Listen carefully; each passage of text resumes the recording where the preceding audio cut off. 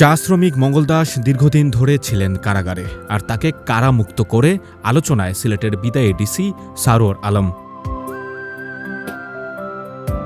জানা গেছে, বিমানবন্দর এলাকার কেওড়াচড়া চা বাগানের সেই শ্রমিক বিদ্যুতের বকেয়া বিল ২০,০০০ টাকা দিতে না পারায় গত বছরে ১৮ ডিসেম্বর তাকে গ্রেফতার করে পুলিশ।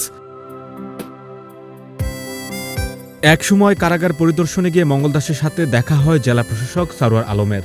বিষয়টি জানার পর তিনি সাহায্যের আশ্বাস দেন। পরবর্তীতে ১১ মার্চ তিনি ছাড়াও পান। তবে বকেয়া বিল পরিশোধ না হওয়ায় গত ১৭ জুন ফের তাকে গ্রেপ্তার দেখানো হয়। শেষে ২১ জুন সারোয়ার আলম সেই বকেয়া পরিশোধ করেন। তারপর জামিনে মুক্ত হন মঙ্গল দাস নামের সেই শ্রমিক।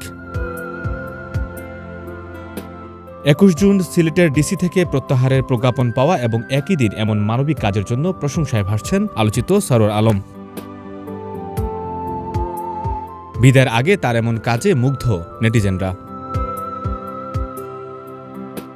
সঞ্জয় দত্ত, বৈশাখী সংবাদ।